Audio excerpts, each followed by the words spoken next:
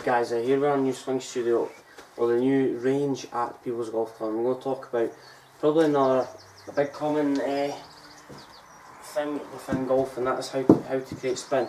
So this can be misconstrued sometimes, so how to create spin. A lot of golfers would try and move the ball position slightly further back, hands miles forward, try and create a lot of shafting and try and hit down the golf ball. But what I try and get in the habit of doing is try and maintain the loft on the golf club. So the minute that you try and take the loft off the golf club, you're going to have to compensate for that for the loft on the golf club.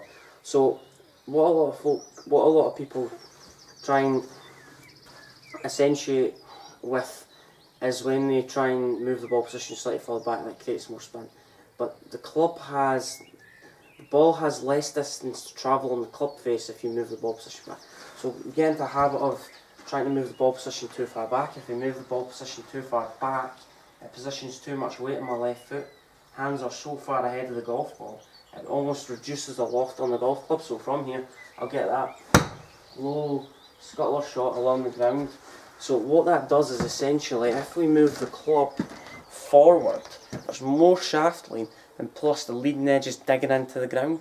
So we're actually going to make contact with the top grooves. So if we come like this, I'm just going to exaggerate this. So massive shaft line, hands are miles ahead of the golf ball.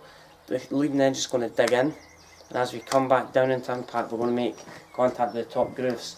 So a good thing I always try and get across is you're going to create pure backspin if you have 53 to 57 degrees of loft maintained on the golf club. It doesn't matter if you've got a steep angle of attack, that doesn't create spin anymore, because there was a sort of survey done, and the initial direction or the initial loft is dictated by dynamic loft. So it's the loft presented on the golf club, how we position the golf or spin the golf ball.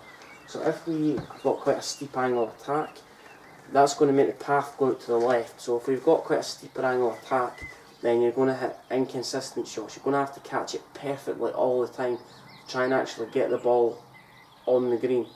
And if you've got quite a tight shot and you're trying to hit down the golf ball, you're just going to get right underneath it, or you can easily hit the ground massively behind the ball. And it doesn't. I wouldn't try and recommend it if you want to create consistency. So what I try and do is try and work around that. So I try and, instead of having the ball position miles back, have the ball position maybe in the middle of my stance. I don't move it any further back than the middle of my stance. I just try and keep it constant. Obviously the length of the club's going to dictate the way I position. I just use the length of the club to initiate the shot. So if I move the ball position in the middle of my stance, from here, what that'll do is if I move the ball position back, my hands are miles ahead. So if I keep the ball position level, then that keeps my hands in a level position. So from here, that's going to maintain the loft on the golf ball. So the minute your hands go ahead of the golf ball, then you're going to reduce the loft. The minute your hands go behind the golf ball, you're going to increase loft but increase the bounce. So around a course like Peebles, where it's quite lush, you don't want to generally hit the club into the ground. The minute you hit the ball into the ground, that's going to slow the club head down. So if you think you're hitting through water, the minute you hit down, it's going to slow down. The ball's not going to be propelled off the club face at a very good speed at all, or essentially it's not going to make contact consistently, because we're not using the club as efficiently as we would like. So what we need to try and get into a habit of doing is just trying. So if we come down the line here, I want everyone to set the ball position in the middle of their stance, hands kind of level, but we want to use our sternum. So feel like we position the ball position in relation to our sternum, so our zip or navel, whatever you want to call it. And from here, I want maybe slight weight on the left foot, 55% to 45%. And from here, I want to just maintain the loft on the golf club. So feel like that we're maintaining the loft on the golf club. None of this where we're getting into impact and then we're chunking it. We're trying to almost dig a grave. But anyway, if you can keep the loft on the golf club, use the bounce, let the bounce interact with the turf. So if we do that, then the bounce won't even exist on. It'll become obsolete, the bounce on the club.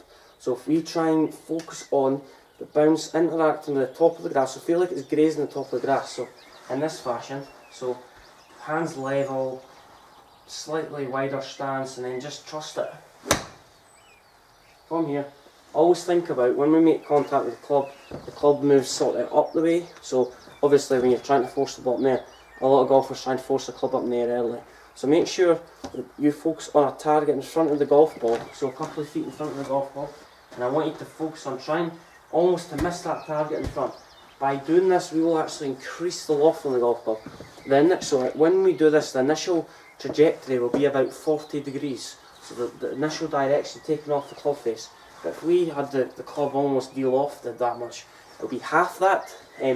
So we need to just try and maintain loft, try and get hands level and just turn through it. Just try and feel like we're playing a bunker shot. We're just trying to get the ball up in there. So, wasn't the best, hit one more. And feel like we're keeping the club low, having a low finish on the way through.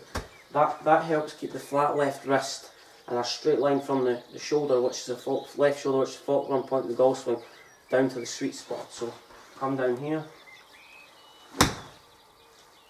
And as I can see, if I turn through it, your pivot's so important for this. So if I turn my pivot through it, my hands will always follow my pivot. So if you've got any thoughts on the way, let me know.